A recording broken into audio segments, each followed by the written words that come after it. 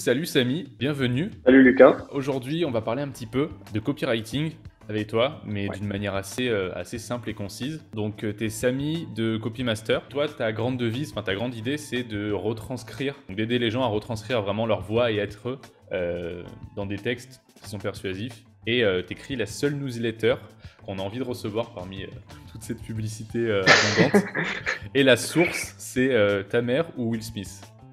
Ça dépend des jours, ouais. Ça dépend des Les deux jours. se sont mis d'accord là-dessus, mais je fais du copywriting, je fais ça depuis un an et demi. Donc voilà. Pour d'autres disciplines, ça serait un truc junior, et dans le copywriting, c'est-à-dire pour certains, je suis là depuis longtemps parce que voilà, c'est encore un truc qui est ultra récent en France, et il y a plein de gens qui savent pas encore ce que c'est. Ouais, alors copyright, à ne pas confondre avec la protection des droits d'auteur, hein. Évidemment, C'est pas évidemment. exactement la même chose. Le copywriting, bon, la base, évidemment, c'est de communiquer sur tes produits et de les vendre.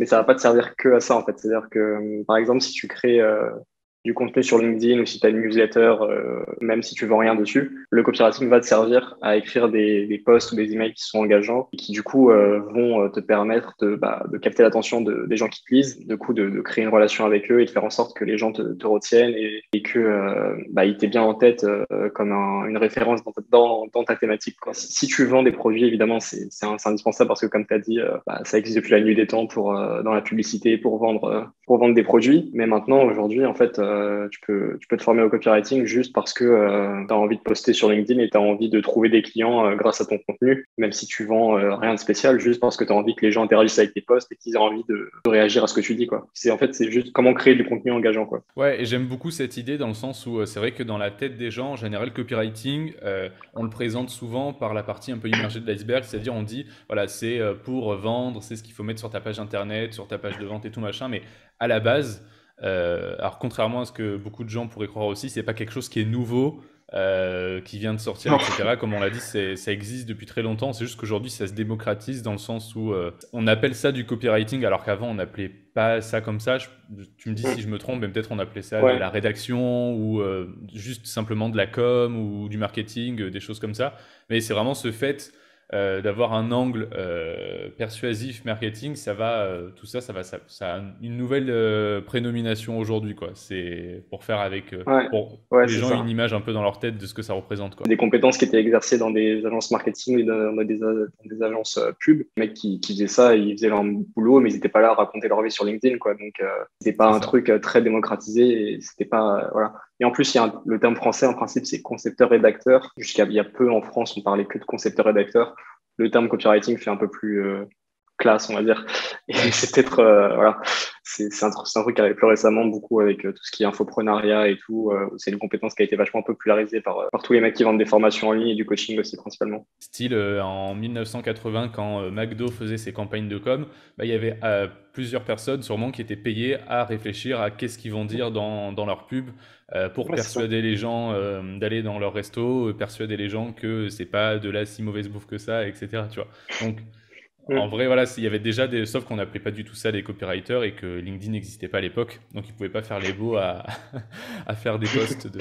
Si on met un petit peu ce côté, ce truc de vendre grâce à ça, comment, d'après toi, tu vas t'en servir pour rendre un post qui, à la base, n'est pas forcément bon ou n'est pas forcément engageant sans le copywriting? Comment est-ce qu'avec. Enfin, en ayant certaines notions de copywriting, il va être, entre guillemets, meilleur ou il va être plus engageant? Tu auras plus envie de le commenter, de le partager, etc. Je pense déjà, si tu pars vraiment du niveau zéro du copywriting, la base, c'est déjà de toi-même te demander, quand tu es sur LinkedIn ou ailleurs, même dans ta boîte mail, qu'est-ce qui fait, c'est quoi la différence entre les contenus que tu lis et ceux que tu envoies à la poubelle? Ou sur LinkedIn, c'est quoi la différence entre un post avec lequel tu as envie d'interagir et un que tu vas juste ignorer? Et généralement, c'est OK un petit peu les idées, mais c'est aussi beaucoup la manière dont les idées elles sont amenées et la manière dont l'argumentaire est construit, parce que la plupart des gens qui postent sur LinkedIn, ils ont des choses bon, plus ou moins intéressantes à dire, mais on va dire que globalement, le niveau intellectuel est le même pour tout le monde. La seule différence, c'est comment les gens arrivent à expliciter et à rendre le message clair. Parce que l'erreur que beaucoup de gens font, je trouve, c'est ils ont plein d'idées en tête et ils veulent toutes les faire entrer dans un post, alors que la base, c'est qu'en gros, ton message, c'est de A à Z, il y a un seul fil conducteur, il y a une seule idée que tu défends dans ton post. Chaque phrase, en fait, c'est un petit bout d'argument en plus qui vient consolider l'idée globale du message. mais tu peux pas, par exemple, parler de l'intérêt de créer de la vidéo, parler au début de la vidéo, puis ensuite dire, mais en fait, il n'y a pas que la vidéo, il y a aussi faire des stories, puis il n'y a pas que les stories, il y a aussi faire des posts LinkedIn. Un seul message, une seule idée. Déjà, là, tu élimines une bonne partie des erreurs que les gens font. C'est vraiment la base, c'est ça, c'est la clarté, en fait. Faut pas essayer de partir dans tous les sens. Vaut mieux écrire un truc qui est pas original du tout, mais qui est très clair, que commencer à partir dans des trucs que toi-même, t'es pas sûr de maîtriser, au final, personne comprend. Est-ce que ça serait pas que les gens se posent trop de questions quant au fait de publier sur les réseaux sociaux? Bah en fait, ouais, c'est ça. C'est que tu te dis, si je poste, il faut absolument que ça soit incroyable. Mais la vérité, c'est que déjà, en passant du côté de ceux qui créent quelque chose et pas juste de ceux qui consomment, tu es dans le top 1% en fait. Parce que genre, là, on parle beaucoup de LinkedIn. Sur LinkedIn, il y a 1% des personnes qui sont sur la plateforme qui créent régulièrement du contenu. Et le reste des gens consomment juste et au mieux, ils mettent un j'aime et un commentaire. Mais créer du contenu, déjà, c'est déjà une grosse étape en soi. Donc après, l'importance de faire de la qualité, ok, forcément, tu peux pas raconter n'importe quoi. Mais pour te lancer, tu peux juste commencer à par faire des tests. Si ce que tu racontes, c'est pas intéressant, bah juste personne va le voir et c'est pas grave en fait. Enfin, si ton post il est nul, personne va te dire ouais, ton truc c'est nul, je vais plus t'embaucher en tant que freelance. Si t'es salarié, on va te virer. Non, on s'en fout, bah c'est nul et le prochain il sera mieux et ainsi de suite. Globalement, le pire qui puisse t'arriver en fait, c'est que tu sois ignoré. Donc finalement, c'est cool, tu vois. Il y a pas trop de risques. Ouais, alors il y a vraiment ce phénomène qui plane sur LinkedIn, hein, que les gens ont peur de publier. Un peu moins sur Facebook et Instagram, je trouve, mais surtout sur LinkedIn, vu que c'est censé être professionnel et Ouais. corporate, tu vois.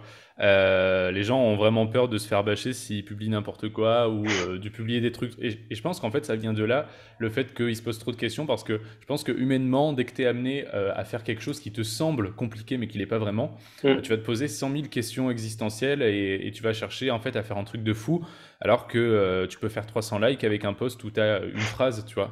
Et du coup, une fois que tu as franchi ça, qu'est-ce qui différencie vraiment quelqu'un qui crée du contenu qui est bien regardé ou du moins déjà auquel on accroche, tu vois? En gros, moi, je dirais, c'est que peu importe ton expertise, tu vois, que tu sois graphiste, copywriter, ce que tu veux, il y a forcément déjà quelqu'un qui parle de ta thématique sur LinkedIn. Donc, tu peux pas juste être un graphiste de plus qui va raconter des trucs de graphiste ou un designer de plus. Il faut que tu aies ta propre manière de voir ta thématique. Et c'est vrai que, enfin, quand je dis ça, il y en a qui ça va faire peur, qui va dire, moi, j'ai aucune idée originale, je pense comme tout le monde, machin. Mais la réalité, c'est que c'est faux, en fait. Tout le monde a sa propre manière d'aborder son travail. C'est juste qu'on s'en rend pas compte parce qu'on est dedans et ça nous paraît naturel. Par exemple, je sais pas, moi, je suis copywriter, quand j'échange avec d'autres copywriters, il y a des trucs sur lesquels on est d'accord, d'autres sur lesquels on n'est pas d'accord. Et c'est là que tu vois que bah, chacun a un peu sa propre manière de voir les choses. Et c'est ça qu'il faut que tu amènes dans tes contenus, en fait, parce que bah, des copywriters sur LinkedIn, il y en a beaucoup. Si tout le monde fait les mêmes posts, pourquoi j'irais suivre le copywriter A au lieu du copywriter B?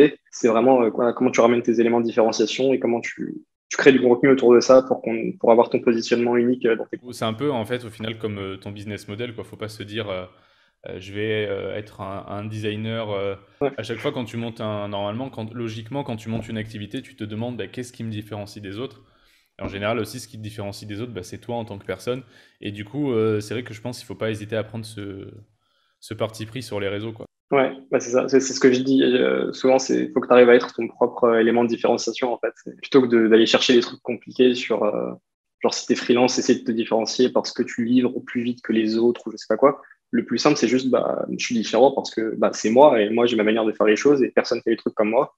Et en plus, le truc, c'est qu'avec ça, personne peut te copier, donc t'es tranquille au moins.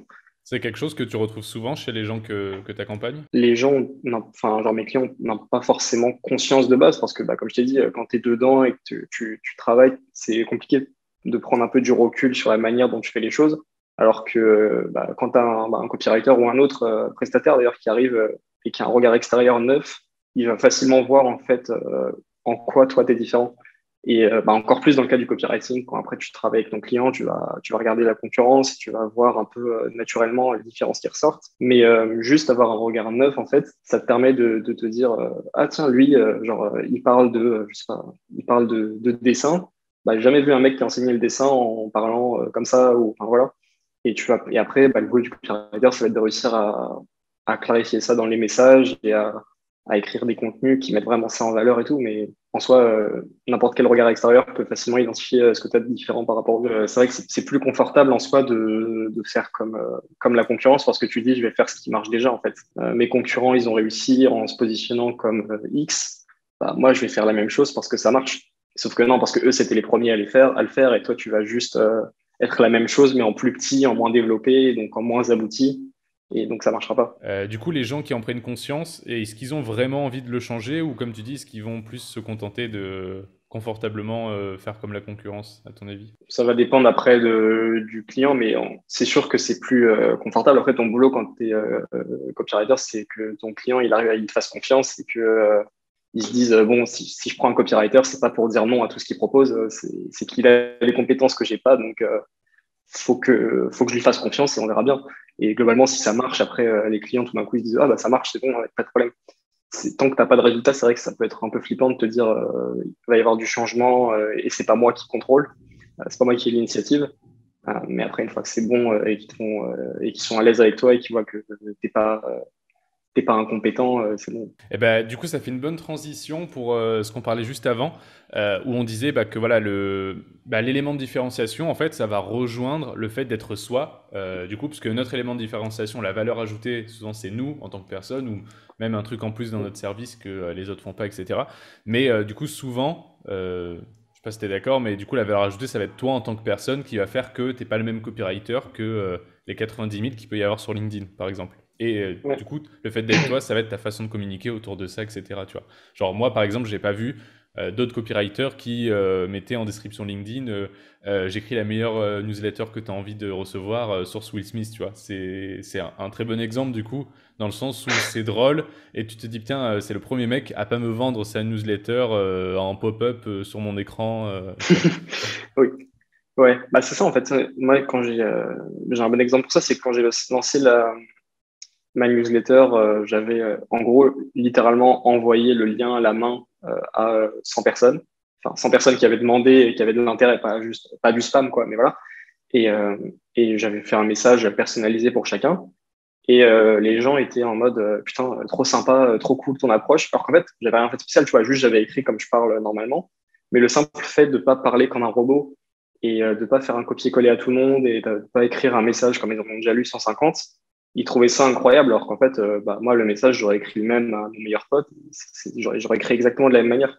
Donc c'est là que tu te rends compte que t'as pas besoin de faire des trucs de fou, en fait. Juste parler aux gens comme tu leur parlerais si tu les rencontrais dans un café, bah, rien que ça, tu te distingues pas mal de ce qui se fait sur Internet. Mm.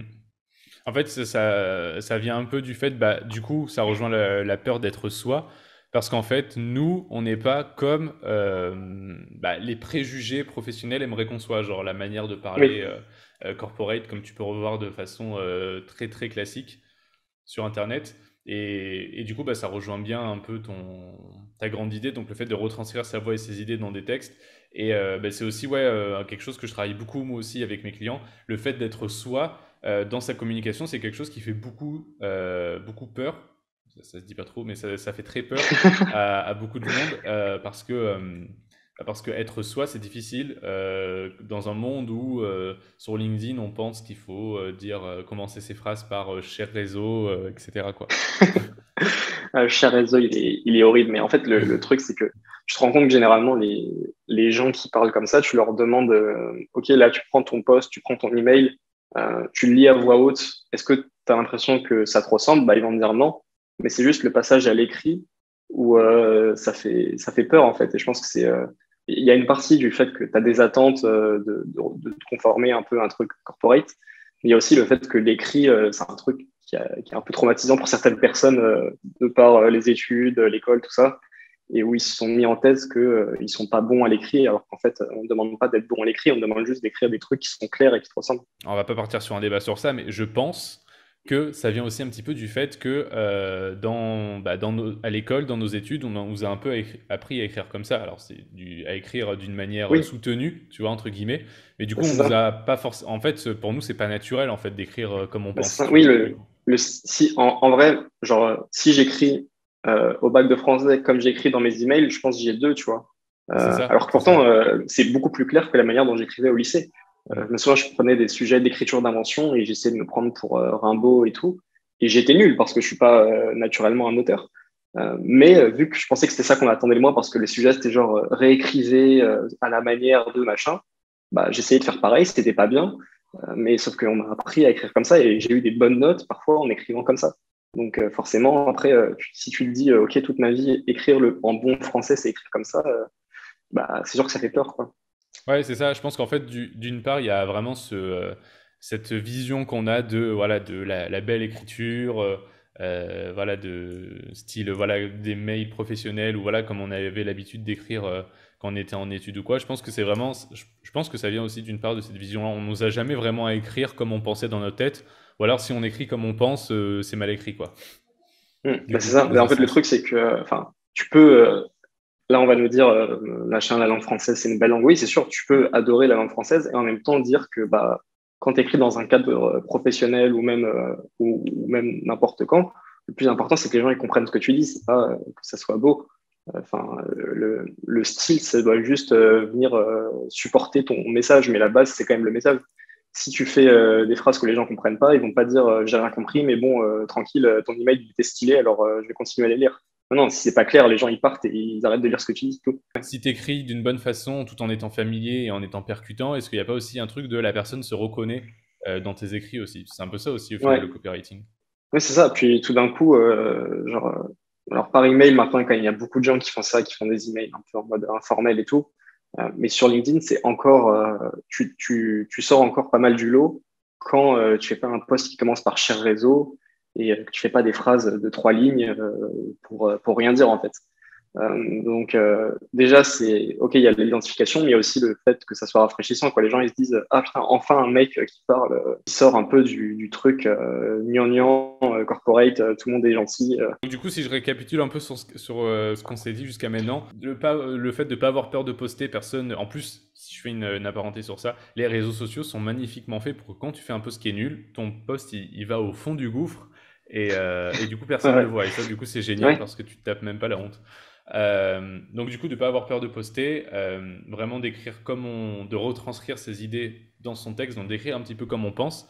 Et Ouais. justement, pour en venir à ça, si moi aujourd'hui, du coup, je veux m'entraîner à, bah voilà, à écrire des textes qui sont mieux et du coup à écrire un peu plus comme je pense, de quel moyen je pourrais m'entraîner? Juste un truc, plutôt que écrire comme tu penses, je dirais écrire comme tu parles, parce que comme Ouais, tu écrire penses, comme genre tu moi parles, ouais. dans mon cerveau c'est le bordel, tu vois. Donc si j'écris Ouais, si ça j'écris va pas comme le je faire, hein. pense, Ouais. c'est n'importe quoi. Par contre, l'important c'est que ta pensée, tu arrives à la mettre à plat et à remettre ça en ordre de telle sorte que ça soit cohérent à l'écrit. Ouais, Mais mais du coup, ouais, pardon, quand tu vas-y. relis le texte à haute voix, que ça te choque pas alors plutôt. Ouais, c'est ça en Ouais. fait. Ouais, c'est ça. Quand tu lis ton texte à haute voix, déjà, ça a du sens et en plus, que ça soit limite un truc que tu aurais pu dire dans une discussion. Bon, forcément, ça va être un peu scripté, c'est bizarre, mais que ça soit quelque chose que tu aurais pu dire si on t'avait posé une question et que ça aurait pu être ta réponse, quoi. Ouais, ok. Donc j'ai oublié un truc aussi, ne pas un post égale une idée. Ça c'est Ouais, un truc de ça fou, c'est mais sûr. un post égale une Un idée. post ou un mail ou n'importe quoi, mais un contenu, il y a une grande idée, quoi. Ouais. Et souvent, en fait, souvent, je fais une petite aparté sur ça, mais souvent c'est les gens qui n'ont pas d'idée. Enfin, quand on pense qu'on n'a pas d'idée pour les posts, c'est souvent qu'on a tendance à mettre 10 idées dans un post. Mais vraiment, Oui. je travaille avec quelqu'un la semaine dernière, avec un espace de coworking et il faisait un post sur LinkedIn. Et en fait, du coup, je relis son post pour voir avec lui ce qui va et ce qui va pas. Et en fait, il me disait au début, toute la semaine, il m'a dit j'ai pas d'idée, j'arrive pas à faire le post et tout. Et du coup, j'ai relu son post et je lui ai dit, mais c'est génial parce que dans ton post, tu m'as mis 5 idées. Du coup, tu peux plus dire que tu as plus d'idées, quoi, tu vois. Et, Ouais. euh, et on retrouve souvent ça, en fait. Enfin, souvent, ça va te perdre, quoi. Quand tu penses que t'as pas d'idées, c'est que tu essayes de mettre trop d'idées dans un post. Du coup, c'est le serpent qui se mord la queue, Mm. quoi. Ouais, c'est ça. Bah, en fait, puis généralement, le truc, c'est que quand tu as 5 idées comme ça dans un post, c'est aussi que tu as peur que chaque idée soit pas assez forte pour en faire un contenu. Parce que tu te dis, non, mais ça, c'est pas grand-chose, c'est pas intéressant, du coup, j'en mettrai une autre, puis une autre. Sauf qu'en fait, bah, peut-être que toi, tu trouves ton idée pas intéressante parce qu'elle vient de toi, mais quelqu'un d'autre l'aurait amené de la bonne manière, tu aurais trouvé ça génial. Et puis, en plus, bah, comme on l'a dit, au pire, c'est pas bon, ton post il disparaît et personne ne le voit. Donc, essaye, enfin, tu verras bien. Un truc qui te paraît évident pour toi, ça peut être la révélation pour un mec qui est 6 mois moins avancé que toi, par exemple. C'est la magie des réseaux sociaux. Des fois, on pense, enfin, nous, des fois, on est tellement la tête dans le guidon dans un truc que quelque chose qui va nous paraître coulé de source, ça va être, comme tu dis, la révélation de l'année, ouais. Du coup, maintenant, si je veux un peu actionner tout ça, parce que bah, le but c'est de mettre, enfin, le but pour les gens qui écoutent, c'est de mettre en pratique. Si je veux m'entraîner à tout ça, du coup, qu'est-ce que je pourrais faire? La meilleure chose à faire, c'est voilà, pour le copywriting, il y a plein de ressources à lire, plein de trucs, machin. Le mieux, après, il n'y a pas de secret, c'est juste d'écrire et de ne pas écrire dans son coin, d'écrire des trucs qui vont être lus. Euh, donc, tu peux te mettre un. Si t'as une newsletter, c'est facile. Si tu es juste sur LinkedIn, tu peux te mettre un défi de pas un post par jour, mais je sais pas, on va dire pendant un mois, tu vas poster 2 fois par semaine. Comme ça, chaque post, tu as un peu le temps de le travailler quand même, parce qu'il ne faut pas non plus envoyer n'importe quoi. Mais ça t'oblige à tenir un rythme. Parce qu'en fait, le truc qui va te faire le plus progresser en copywriting, c'est juste de pratiquer. Et même là, on pourrait rester 4 heures et je pourrais déballer tous les conseils du monde. Il y a toujours un gap entre j'ai compris et je sais faire. Et le je sais faire, bah, il faut écrire, c'est tout. Il y a pas de secret. La théorie, c'est bien au début, mais après, moi, j'ai suivi plein de formations, j'ai acheté des tas de bouquins. Mais après, quand tu es devant ta feuille, bah, tout ça, c'est à toi de réussir à l'orchestrer et c'est à force d'écrire que ça deviendra naturel. Tant que tu restes dans une optique de te former, tu te sentiras jamais prêt à te lancer. Et du coup, je pense que, bah, comme toi tu dis, tu as eu plein de formations, plein de bouquins, mais sur une grande période, du coup, genre sur plusieurs années Oui, peut-être. Du coup, je pense que peut-être c'est bien de se former en continu, oui, mais de pratiquer le plus tôt possible, tu vois. ouais, c'est ça. Ouais, parce qu'en fait, le piège quand tu te formes, c'est que vu que tu apprends toujours plus de choses, la discipline, elle te paraît de plus en plus complexe. Et donc, si tu te lances pas, tu vas toujours te dire, putain, en fait, je connais rien, il y a tellement de trucs à savoir, je vais jamais pouvoir me lancer et être bon. Mais sauf que déjà, t'es pas obligé d'être bon pour commencer. Tu vas devenir bon une fois que tu auras commencé.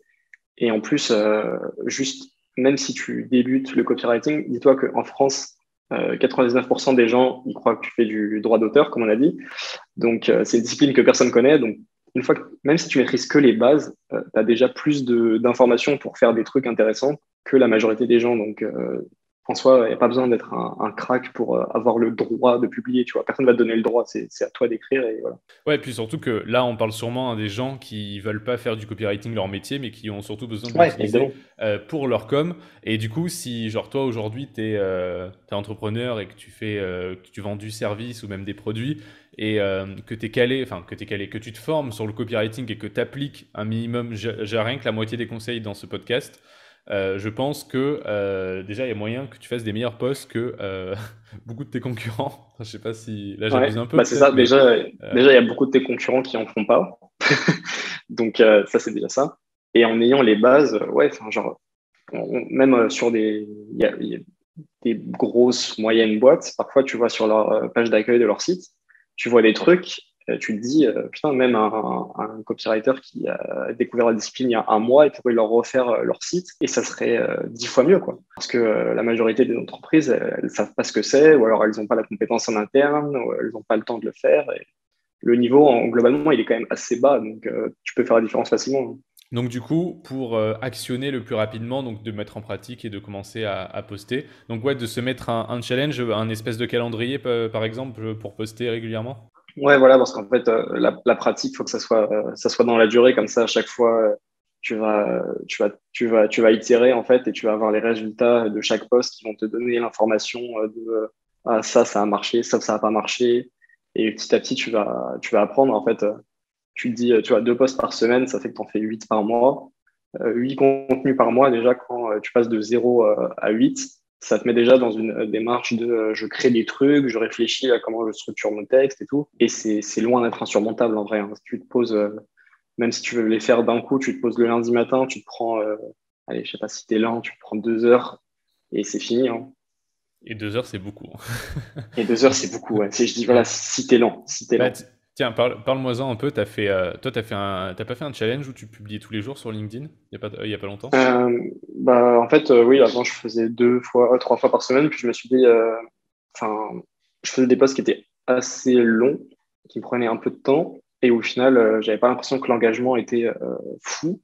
Du coup, je me suis dit, bah, on va tester de faire des trucs plus courts, mais tous les jours, du lundi au vendredi. Et au final, bah, finalement, ça me prend moins de temps et surtout la résistance avant de me mettre à écrire est plus faible parce que je me dis tout ce que je dois produire, c'est un petit contenu court et s'il est pas bon, bah, je ferai mieux demain. Alors que quand tu peux lire 2 fois par semaine des trucs longs, avant d'écrire, je te dis oula, là, je vais me lancer dans un truc qui est quand même un peu long. En plus, il y a un peu d'enjeu parce que si je le rate, j'en ai qu'un autre. Ça te libère un peu au niveau créatif, quoi. Tu crées, tu postes, tu crées, tu postes. Ça marche, tant mieux. Ça marche pas, tu recommences demain. Et puis voilà. Enfin, après, il y en a qui peuvent dire, mais moi, j'aurais jamais assez d'idées pour créer tous les jours. Donc, c'est pour ça que je te le dis, commence 2 fois par semaine, c'est déjà bien. Et après, peut-être que petit à petit, tu pourras monter. Là, il y a un truc super que tu as dit, c'est vraiment, et je crois que ça vient d'un livre, c'est un peu le truc de gestion d'une habitude, c'est la résistance à laquelle tu vas te mettre à la tâche. Et comme tu dis, ça c'est vraiment, ça serait vraiment pas con. Le fait que ça soit une petite tâche, tu as beaucoup moins de résistance à l'idée de le faire parce que souvent quand on commence, on s'imagine un post comme ça, et souvent on rédige des posts comme ça, et du coup, on s'imagine dans notre tête, c'est genre The Mountain, c'est genre tu grimpes l'Everest de bon matin, quoi, tu vois. Ouais, c'est ça. C'est un peu comme quand tu te dis que tu dois aller au sport, tu dois prendre la voiture, enfiler tes vêtements, transpirer, ça te paraît un truc de fou. Alors que si tu te dis, bah, je vais marcher 5 minutes, bon, bah, c'est cool, tu vois, dans 5 minutes, t'as fini, t'es rentré à la maison et basta.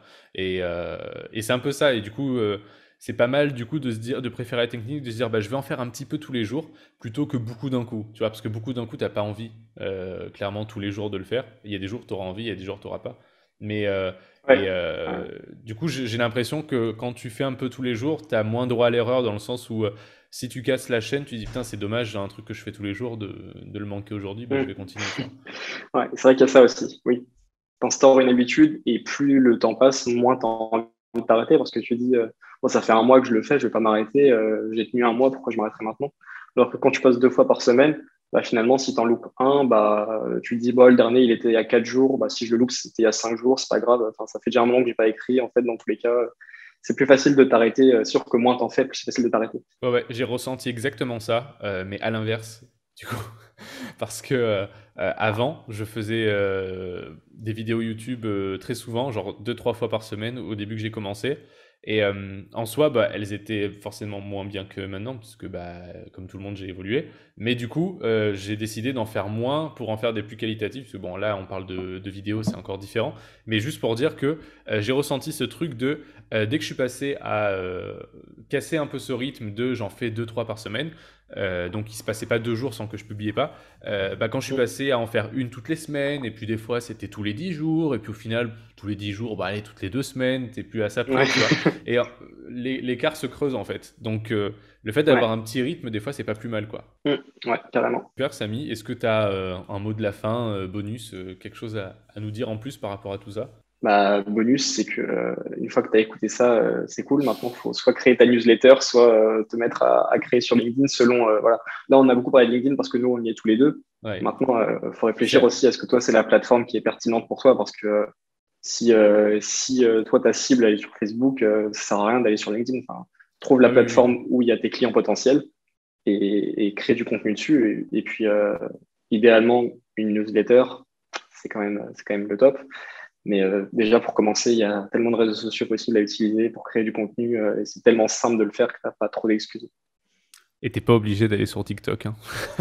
Oui, t'es pas C'est obligé. pas Et une puis là, obligation. finalement, aucun des conseils qu'on a donnés ne s'applique à TikTok, donc Ouais. c'est pas obligatoire. Ah ouais, non, mais c'est vrai que souvent, enfin même moi dans mon contenu, je parle souvent de LinkedIn parce que c'est comme toi, c'est mon réseau principal. Mais moi j'ai plein de gens, enfin j'ai plein de mes clients qui sont sur Facebook et tous les conseils qu'on donne là, de toute façon, bien évidemment, ça s'applique à n'importe quoi, Ouais. à tout ce que tu vas faire, que tu crées des posts, que ça soit aussi pour la page de ton site, ce que tu vas dire évidemment sur ton site, il faut que ça te ressemble, etc. Donc c'est applicable vraiment, vraiment sur tout. Même là, nous, comme on s'exprime avec Samy, ça fait partie de notre de notre ligne C'est éditoriale. ça. J'abuse un peu, Bah, mais. ouais, en fait, à partir du moment où tu écris quelque chose, même le script de tes vidéos YouTube, tu vois, à partir du moment où tu Mm. écris quelque chose,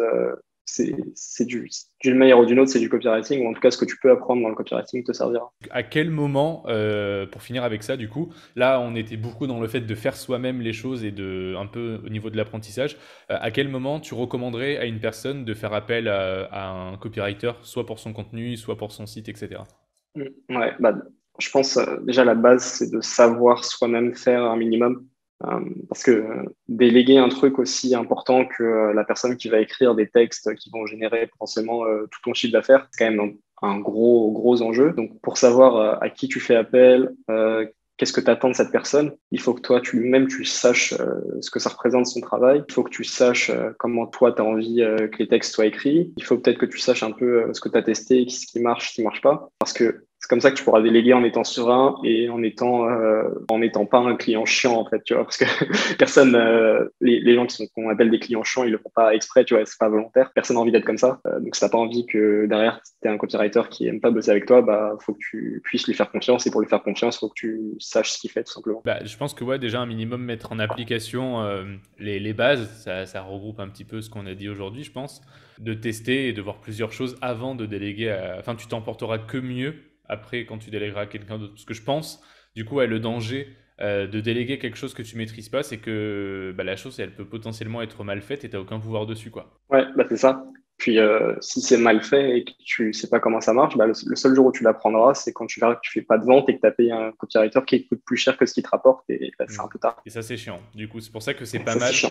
À minima, t'es pas obligé d'être de maîtriser de ouf, mais au moins déjà d'avoir des bases théoriques et d'avoir un peu pratiqué pour, je Mm. pense, embaucher derrière un copywriter et savoir déjà ce que lui doit faire, quoi. Ouais, voilà. Oui, que le mec, il arrive pas dans un désert où rien n'a été fait et qu'il doit tout définir de zéro, définir, je sais pas, la stratégie éditoriale ou des trucs comme ça, c'est pas le métier d'un copywriter, tu vois. Normalement, même trouver l'avatar, trouver le positionnement et tout, normalement, quand tu arrives, le client sait déjà à peu près à qui il parle et toi, tu vas aller creuser. Il sait déjà à peu près quel est son positionnement et toi, tu vas aller le clarifier. Mais tu prends pas le truc de zéro pour tout faire à partir d'un terrain vierge, quoi. Si t'as besoin de creuser ta stratégie éditoriale, tu peux me passer un petit coup de fil. Voilà, Et après, tu peux appeler Samy pour creuser un petit peu le tout, quoi.